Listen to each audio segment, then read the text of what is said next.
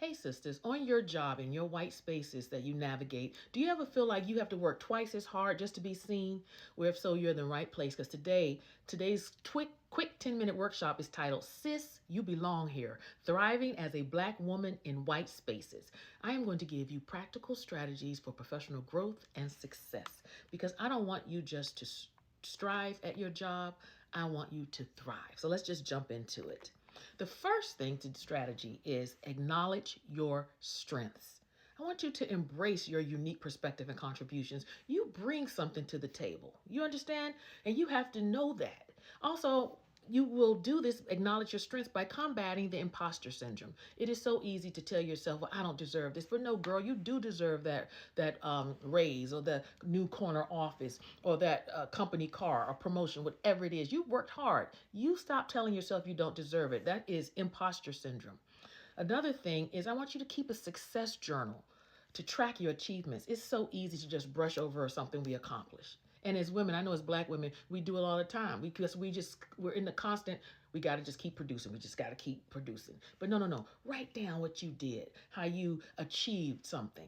So you can go back and read it and be like, hey, pop your collar. Be like, go ahead, bitch. All right. The next thing I want you to do under acknowledging your strengths is repeat affirmations like, I am qualified and my presence does matter. I am a world changer. Like we have to speak. Life and death is in the power of the tongue, and we create and or destroy with our mouth. And so, no, sister, you are special. You deserve to be there, and goodness is your birthright. All right, let's move on. The second strategy to achieve in white spaces is build your network. You sisters are going to have to seek mentors within and outside of your company. I also want you to join professional organizations like Black Women in Tech or the National Coalition of 100 Black Women. And also, I want you to attend networking events to grow your connections. The third strategy is to navigate microaggressions. Now, we know what microaggressions are. Those are those subtle little things that white people may say and or do and or imply. And I want you to be able to recognize and address the subtle discrimination. When you hear a white person say something and your microaggression antenna starts perking, you have to say, okay, I want you to use questions like, what did you mean by that? What are you saying? That challenges those stereotypes. Also, I want you to document incidents for human relations in case if escalation is necessary. So let's say Susie on the job has something slick to say that you sense, wait a minute, my microaggression antenna went do do do do do do do. After you ask her, well, what did you mean by that? I want you to document it, paper trail. Create a paper trail just in case you have to go to the higher ups.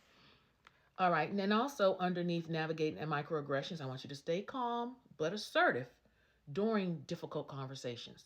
Because the reality is, anytime we work in white spaces, there is always going to be at least that one person. And you have to be able to stay calm but still stand up for yourself. All right, the fourth strategy is build your personal brand. I want you to establish yourself as a leader or expert in your field. One way to succeed, and I always talk about this, especially when I do corporate coaching, you need to be so good at what you do that your company will beg you to stay. You don't want to ever have to leave a job and they're like, oh, thank God Angela left. You want people after you leave to be like, oh, we miss you. Texting you, can you please come back? Or the best compliment you can always get, and I have gotten that so many times from companies or firms I've been with, after I leave, they're like, Angela, the door is always open. And many have invited me back to like company parties, and I'm not even working there anymore or with them. So that's the type of, when you build your brand as the expert, people know, hey, Angela knows what she's talking about in real estate. She is an amazing real estate broker and she will help you, honey. You see? Next, underneath building your personal brand, speak up in meetings and take credit for your ideas. Don't sit there and be passive aggressive. I can't stand that. You're missing out. This fake modesty, stop doing it. I know some of you black women, especially growing up in the church, you feel like you got to be so, well, no. In business, you got to speak up. The squeaky wheel gets the oil. If you don't let people know your accomplishments, I'm telling you, I always tell this to my husband, corporate training, everything. People don't know what you accomplished if you don't let them know. Stop assuming people know. They don't. Because the root, let me tell you, people are inherently self-centered and selfish. They are not going to seek out your qualifications, your achievements. All people, and if you get this in your mind, you will succeed in business every time. You have to explain things to people as if they don't know you. Never explain to someone as if you are assuming they know. Give them the details and the truth. And that is how you will succeed and stand out in building your brand in meetings. Be seen and be heard. Even if you're in a meeting and you don't even have a question and you're like, well, I haven't spoken, I've said nothing in this meeting. I know there's got to be an intelligent question or an idea or a thought or something you can bring up so you can be memorable in the minds of those around you and in those in leadership. Next thing is leverage LinkedIn to showcase achievements and network. The fifth strategy, I want you to advocate for yourself. Ensure fair compensation and recognition. No, I've been at this company longer than Sally and I have produced more. I have won more cases, or I have done this and this. No, I'm glad to speak up for myself. Don't be afraid that they're going to label you the angry black woman.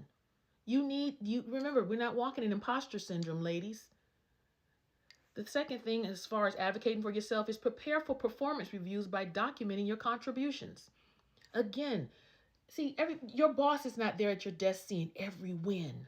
But if you can pull out documentation of the wins or the victories or the customer appreciations, or when your clients write, oh, I loved Angela, she was such a help. All the different type of, what do you call that? Oh my God. Jesus, how am I drawing a blank? Reviews. Whenever you get reviews from your clients or people, keep that somewhere so that when it's performance review time, you can pull that out. Next is role play asking for raises or promotions confidently. So like with your network of friends and people around you, do that. Next thing I want you to do, sisters, set boundaries and prioritize your self-care. And that's one thing as Black women, we do not prioritize enough. We have to avoid burnout by managing our workload. We need to politely decline responsibilities outside of our job description. And we have to incorporate self-care activities like therapy, fitness, and hobbies, just to name a few.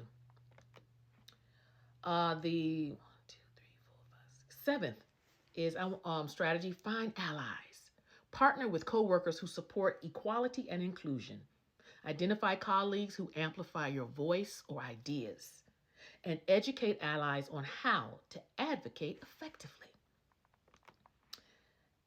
The eighth strategy, exit toxic workplaces. Some of y'all have just been at your job too long. You have been tolerated instead of celebrated, and it's time to roll out. Recognize when a workplace is harmful to your mental or physical health. Plan your exit strategies by exploring new opportunities, and update your resume and connect with recruiters. So in conclusion, you all, acknowledge your strengths, build your networks, navigate microaggressions, and advocate for yourself. So you have the power to thrive and inspire others, okay? So stay authentic to yourself and celebrate who you are. Ladies, thank you so much for joining me for this quick 10-minute workshop. And if this blesses you, please look, people always ask me, I don't have Cash App because they messed me up bad, when they had that breach. But you can go to Buy Me Coffee and you can sow into my life if I have helped sow into yours. All right, thank you all so much. Be blessed. And also, we know that TikTok may be ending, so I'm also attaching my link on YouTube so you can follow me on YouTube, like, share, and subscribe. I love you all, and I hope to talk to you soon. Be blessed. Bye. Mwah.